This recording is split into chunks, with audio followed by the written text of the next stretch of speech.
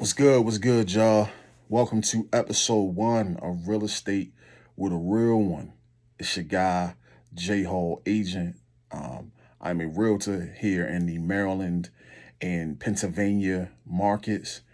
And this is my new podcast um, that is designed to take a no frills approach to real estate, right? A lot of times when I have conversations with folks that I've worked with, whether it be buying, selling, and or investing in real estate, one of their biggest complaints is real estate professionals not being real people, right?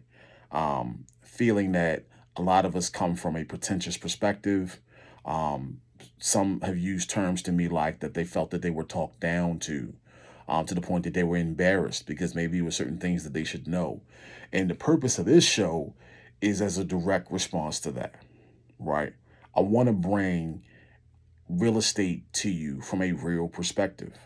We're gonna start from everything to the setting, the attire, all of it.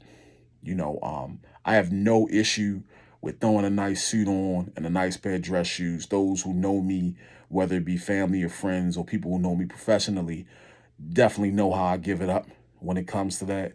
But that's not what I want. When you watch this, if you're looking for me to have a suit on and sell you a course for $19.99 a month, I'm not that guy.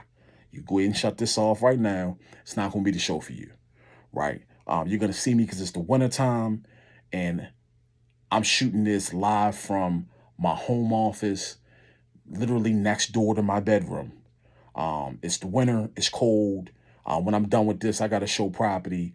So you're going to see me in certain cases hoodied up, snap back on, salute to my people with millionaire mind frames. Follow them on IG, by the way. This is what you're going to see, right? It's going to be me being me, but we're going to talk real estate in a very palatable way for folks to understand because I want to show that many of us that are real people that come from real communities that understand the challenges that are involved in real estate and becoming a homeowner. And I just want to provide education. All right. So today, we're going to talk about a couple of things. We're going to talk a little bit about what the trajectory or projection of the show is going to be. And then we're going to get into my topic, which is the biggest question that I receive from people is why is it so hard to become a homeowner? Right? That's probably the number one question that I've gotten from folks in my time in real estate. And I want to talk a little bit about my thoughts around that and how we can eliminate that feeling in those of us who are looking to become homeowners. All right, so let's get into it. So first, let's just talk about the trajectory of the show. So we're gonna have guests. Some of those guests will be former clients of mine, real estate professionals, folks who are vendors and businesses that are related to real estate because I want to provide as much education for you as possible. These are going to all be people that are real people that understand how to present this information to you in a way that resonates with you, right? Because as consumers in any business, we like to work with people. We like to receive information from folks that we can relate to. When I went a few months back and did some research and looking to buy a car because I felt like my current car was going bad on me, I ended up doing business with someone and with a company that I felt like related to me as a consumer. Um, so I want to bring professionals on here that do good business in this industry, that want to teach and educate. All right, so that's the long-term trajectory. Separate from that, we're going to be taking questions from folks, and every week we'll answer a couple of questions on the show that were presented about things that people have interest in wanting to get answers to, but they're maybe a little bit too shy to ask directly. But I'm sure that those of you watching are going to be interested in. Um, and that's pretty much it. I will say right now at this point, before we get into our topic, right? If you're looking for me to show up next week with a suit on, a designer belt, some designer dress shoes, show you the kind of car I drive, and tell you that I'm selling a course for $19.99 a month that's gonna help you buy a house or make you be a millionaire. Like, I'm not that guy, right? So you can go ahead and shut that off right now. I'm sure you'll be able to scroll through YouTube, and YouTube will recommend you some content that will suit your needs, right? If you are looking for some honest conversation and dialogue, I'm what you're looking for. All right, so let's get to it. So, the question: why is it so hard to become a homeowner? That's such a loaded question, in my opinion, because I've had folks tell me credit issues, I've had folks tell me money. To me, the number one thing that stops folks from becoming homeowners is limiting beliefs. Salute to my girl AE, one of my favorite veteran real estate professionals, who first introduced the term to me, and we had many conversations about limiting beliefs. But limiting belief is number one. Now, part of it is justified, right? Let's be very honest. For some of you watching this video, you come from communities where your school system may have educated you on financial literacy. It may have educated you on real estate. You may have had homeowners in your family, right? Your parents may have been homeowners, aunts and uncles, cousins, grandparents, great grandparents. So you've been grown and born into this world where a part of your life has to be home ownership. What I'm here to introduce you to, if you're that person, is there's a sector out there, and this includes myself, because I was that guy at one point in my time where financial literacy, home ownership, real estate is not taught. So you want to do it because you see the benefits in it, but you don't know. And a lot of time, we're all human. Lack of knowledge and fear will scare the bejesus out of anyone, right? So I'm gonna say number one on my things is limiting beliefs. For a lot of times, if you're someone that does not have proof of concept, so if you don't have a homeowner in your family, if you don't have someone who has accomplished that goal, you're very fearful that you'll be able to do it. And I say this because I have worked with a ton of folks that are the first homeowners in their family. Now let's talk about how they were able to achieve that goal. Number one, they did the work. Okay. So understand this: a goal without the work is a dream. Let me say it to you again: a goal without the work is a dream, right? Um, I am on a exercise weight loss journey. I haven't mapped out how much weight I want to lose, how healthy I want to be, but I have to eat right. I have to continue to exercise every day of the week, right? Because if I just lay down every day and pray to God and hope that the weight falls off, it's not going to work. And trust me, I tried it. It's not going to work that way.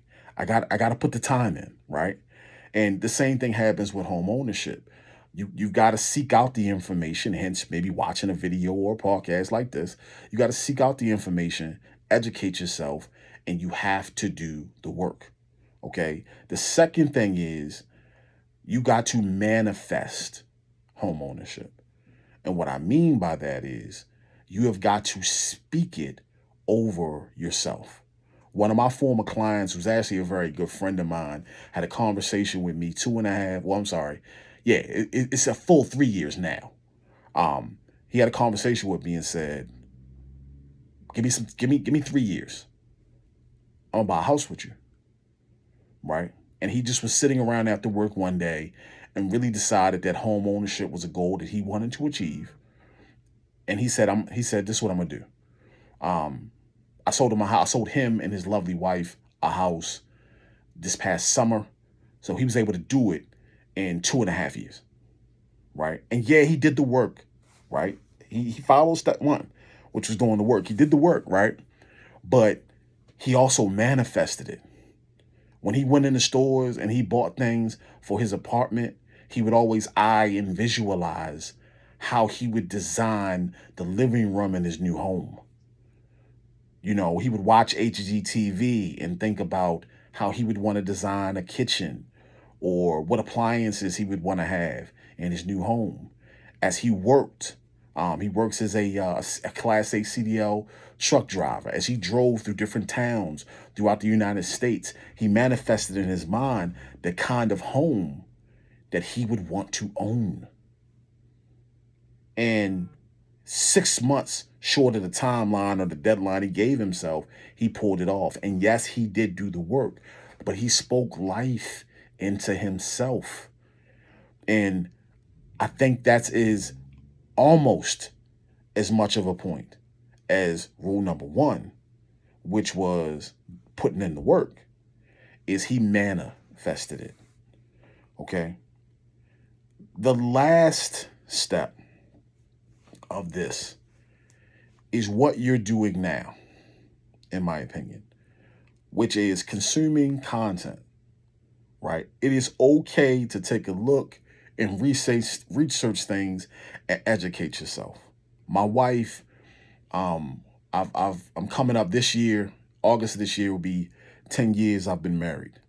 My wife marvels at the fact that typically, the stereotype is that, men aren't shoppers. Men hate to shop, right? Well, I'm a shopping guy. I like to buy clothes, housewares, anything, right? And I've developed a talent that I got from my mom as a kid of being able to buy really nice things at price points that suit me.